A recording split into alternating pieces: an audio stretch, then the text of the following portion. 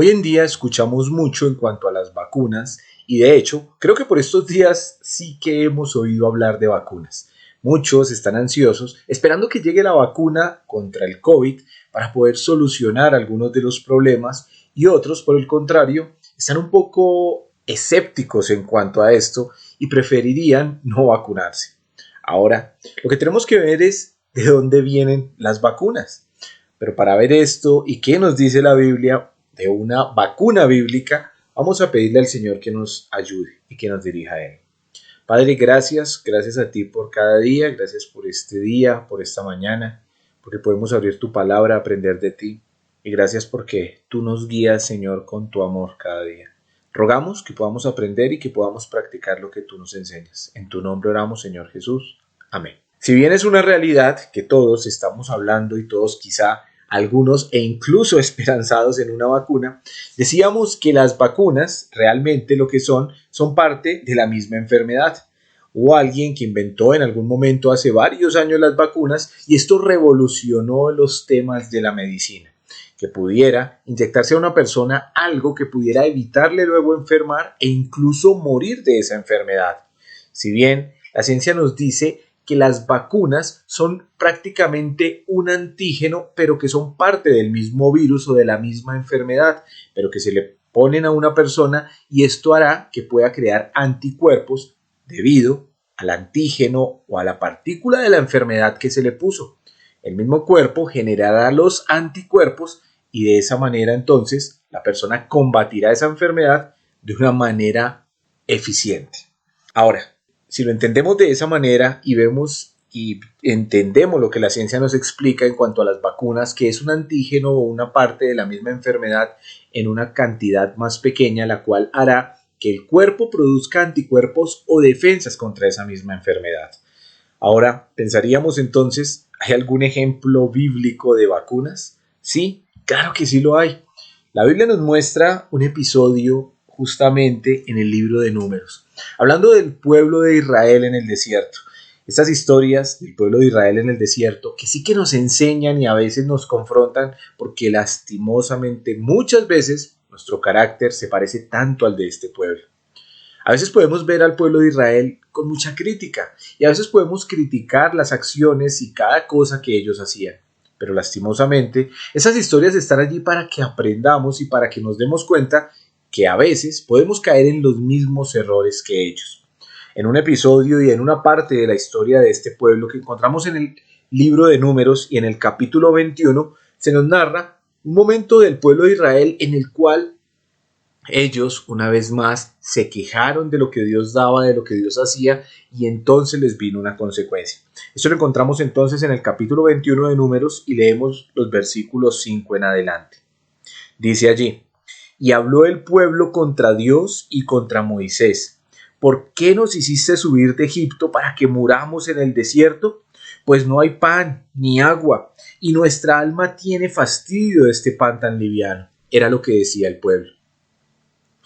Lastimosamente, el pueblo estaba entrando en tal desobediencia y en tal renegación que aún desconocían las cosas verdaderamente bendiciones que tenían de parte de Dios y pensaban aún en las cosas que tenían en Egipto. Tristemente, este pueblo que salió de Egipto de la mano de Dios y que salieron de un pueblo y de un lugar donde los tenían esclavizados, más adelante ellos se quejaban contra Dios de no estar en ese lugar. Y se quejaban incluso, como dice en este versículo, nos trajiste para morir, pues no hay pan ni agua, y nuestra alma tiene fastidio de este pan tan liviano. Lo que ellos decían en realidad no era así. Sí tenían comida, sí tenían agua, porque la misma Biblia nos enseña que el agua de la roca los seguía, y nos dice en la carta a los Corintios que esta roca era Cristo mismo. Así que el agua siempre estuvo con ellos. Y aunque no tenían el pan que ellos conocían, tenían un pan más maravilloso. Tenían el mismo maná, el pan que caía del cielo. Pero de este pan ellos dijeron, tenemos fastidio de este pan tan liviano. Entonces, dice el versículo 6, y Jehová envió entre el pueblo serpientes ardientes que mordían al pueblo y murió mucho pueblo de Israel. Así que vino una consecuencia de su desobediencia, vino una consecuencia de su falta de fe, vino una consecuencia de lo que renegaban en contra de Dios y el de no reconocer justamente todas las bendiciones que estaban recibiendo de parte de Dios. ¿Y vinieron qué? Serpientes. La serpiente, muchas veces o en algunos episodios de la Biblia, la podemos relacionar justamente con el pecado, con el mismo Satanás. Fue en Génesis capítulo 3 cuando una serpiente, más bien Satanás en forma de serpiente, tentó a Eva y de esta manera entró el pecado en el mundo. Y justamente es a Satanás mismo a quien en la carta o en el libro de Apocalipsis se le llama la serpiente antigua. Satanás representó, o más bien esa serpiente representa a veces a Satanás y al mismo pecado. Y justamente es una serpiente aquí la que entra en el desierto y la que empieza a morder al pueblo y muchos mueren a causa de esto. Dice el versículo 7. Entonces el pueblo vino a Moisés y dijo: hemos pecado por haber hablado contra Jehová y contra ti. ¿Sabe que lastimosamente a veces necesitamos llegar a situaciones difíciles para reconocer nuestros errores? Justamente el pueblo tuvo que pasar por esto y venir a morir muchas personas del pueblo para que ellos reconocieran que habían pecado diciendo esas cosas contra Dios. Vienen enfermedades al mundo, vienen pandemias, vienen situaciones difíciles, pero muchas veces estas situaciones son permitidas con Dios para que la humanidad reconozca la necesidad que tiene de Dios y para que reconozca el mal camino que tiene. Este pueblo, en este caso, eso fue lo que hizo y reconocieron que habían hecho esto en contra de Dios. Así que Dios, que es misericordioso, que es piadoso, que es bondadoso, entonces de una vez quiso ayudarlos. Y dice el versículo 8. Jehová dijo a Moisés: hazte una serpiente ardiente, de las mismas serpientes que los estaban picando, mordiendo y matando. Dice: hazte una serpiente ardiente y ponla sobre un asta, y cualquiera que fuere mordido y mirare a ella, vivirá.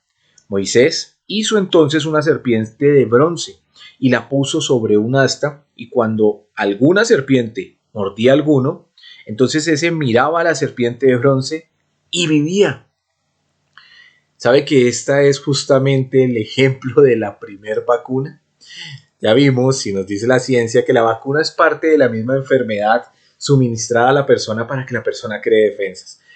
Aunque realmente y literalmente no es una vacuna, pareciera que fuera el ejemplo de una vacuna, porque entonces ellos, cuando eran mordidos por una serpiente, miraban a la serpiente de bronce que Moisés había hecho y que había puesto en un asta, o sea, en un palo, y que la había puesto allí levantada en el desierto, pero ellos al mirar quedaban curados. Bueno, no es igual, obviamente, a lo que es una vacuna, pero lo que le hallamos algún punto de comparación o de relación es que lo que los mordía era una serpiente, y a lo que ellos tenían que mirar para sanarse y salvarse era también a una serpiente de bronce. En la Biblia, Dios nos ha mostrado el bronce muchas veces relacionado con un juicio, ¿sabe? También tenemos justamente el altar de bronce sobre el que se derrama el sacrificio. Y tenemos una fuente de bronce donde también se hace lavado de sacrificios. Y el bronce, en la Biblia, simplemente o muchas veces nos relaciona y nos muestra con esos juicios de Dios. Así que cuando ellos eran mordidos por causa de su desobediencia, por causa de sus mismas palabras, tenían una opción: y mirar a esa serpiente del juicio, a esa serpiente de bronce, clavada en un asta, y cuando ellos miraban allí, se podían salvar y sanar de esa enfermedad. Ahora, lo curioso no es solamente que era una misma serpiente la que los mordía y que mirando a la serpiente se sanaban, sino lo interesante de todo esto es que el mismo Señor Jesucristo en la carta, o más bien en el Evangelio de Juan y en el capítulo 3, y en el versículo 14, el mismo Señor Jesucristo, teniendo una charla con Nicodemo, él enseñó y mostró que esta serpiente representaba al Señor Jesús en su propia muerte. Así que nos dice la carta, o nos dice más bien el Evangelio de Juan capítulo 3, versículo 14. Y como Moisés levantó la serpiente en el desierto, así es necesario que el Hijo del Hombre sea levantado. Pero ¿de qué dice el 15? Para que todo aquel que en él cree no se pierda, mas tenga vida eterna. La relación hermosa que nos deja ver la palabra de Dios entre esta serpiente de bronce y el Señor Jesucristo es que justamente de la misma manera como esta serpiente de bronce clavada en un asta de madera era la solución para salvar a este pueblo rebelde, el mismo Señor Jesucristo también iba a ser clavado en una cruz de madera e iba a ser levantado. Y todo aquel que mirara a Jesús y todo aquel que pusiera su confianza en Él, no morirá, sino que tendrá ¿qué? Vida eterna. Creo que muchos en el pueblo de Israel, aún en su rebeldía, cuando estaban allí en el desierto, muchos pudieron llegar a pensar, bueno, pues ¿para qué voy a mirar a esa serpiente? ¿Para qué voy a mirar a esa serpiente si Dios permitió que la serpiente me mordiera? Y yo creo que muchos en su rebeldía no miraron la serpiente, pero todo aquel que miraba a la serpiente, o sea, que obedecía a Dios y que ponía su fe y su confianza en lo que Dios había dicho, se sanaba y se salvaba. Es justamente lo mismo que pasa con el Señor Jesucristo. Cuando ponemos nuestra mirada en el Cristo que ha muerto por nosotros, en el Señor Jesús que fue clavado en una cruz y ponemos nuestra confianza en Él, también nosotros encontramos allí salvación y sanación de nuestra enfermedad. Y la relación que hay entre que era una serpiente que mordía y a una serpiente a la que miraban para quedar sanos, también es el mismo Señor Jesucristo quien murió por nuestros pecados. Es el pecado el que nos conduce a la muerte. Es el pecado la verdadera enfermedad. Es el pecado lo que nos lleva a la muerte. ¿Sabe que ninguna enfermedad, ninguna pandemia son realmente la verdadera causa de la muerte? No, esos solo son instrumentos que haya habido a través de toda la historia de la humanidad por los cuales el hombre muere, pero la verdadera razón por la que morimos, de acuerdo a la Biblia, es por el pecado. Es el pecado el que ha traído la muerte a la humanidad. Así que el Señor Jesucristo se hizo pecado por nosotros, nos dice la Biblia. Aunque Él no cometió pecado y aunque nació sin pecado, Él tomó nuestro pecado y Él llevó nuestro pecado en sí mismo. Y Él subió a esa cruz con nuestro pecado. Así que el pecado que nos mordió y nos mata, si nosotros miramos a Cristo en esa cruz, vemos cómo el pecado quedó clavado allí. Pero el Señor no se quedó en esa cruz, sino que Él resucitó de entre los muertos. Y el Señor subió a los cielos, y es nuestra esperanza, y es nuestra confianza, y es nuestro Dios. Así que como la serpiente fue levantada en el desierto, dice, así es necesario que el Hijo del Hombre sea levantado, para que todo aquel que en Él crea no se pierda, mas tenga vida eterna. Espero que los que escuchamos este mensaje hayamos creído en el Señor Jesucristo y hayamos puesto nuestra mirada y nuestra confianza en Él, porque de esa manera entonces sabemos que tenemos vida eterna. Pero lastimosamente, aún a los que hemos creído, a veces el pecado o esa serpiente vuelve a mordernos. A veces otra vez somos víctimas o presos del pecado. Lastimosamente el pecado sigue ocasionando problemas en nosotros. Pero ¿sabe que la vacuna o la cura sigue siendo la misma? Poner nuestra mirada en Cristo, recordar que Él murió por nosotros y pagó por nuestro pecado. Y cuando el pecado venga a nuestra vida, aún como creyentes, y quiera afectarnos, tenemos que mirar de nuevo a Cristo y poner nuestra mirada en Él y recordar que Él murió en esa cruz y que nos ha dado salvación y vida eterna. Y que ese pecado ha sido vencido por Él en la cruz y ha sido quitado. Y si lo miramos a Él entonces, tenemos vida eterna. Y esa vida está en nosotros por medio de su Santo Espíritu. Para los que aún no han creído, Dios dice a través de sus hijos que vuelvan a Él, que miren a Cristo crucificado y puedan recibir el perdón de los pecados. Esa serpiente del pecado está mordiendo a la humanidad entera, pero la cura, la verdadera vacuna, está allí, mirando a Cristo, quien se hizo pecado para salvarnos a nosotros de la condenación del pecado. Que Dios bendiga su palabra y nos ayude en este día. Vamos a orar. Señor, gracias una vez más por todo lo que nos hablas, por lo que nos enseñas, y gracias, Señor, porque te hiciste hombre para recibir nuestra condenación y recibir el pecado o el castigo por el pecado en esa cruz. Gracias porque resucitaste entre los muertos, porque tienes vida eterna y porque la compartes con nosotros. A ti te damos la gloria en Cristo nuestro Señor. Amén.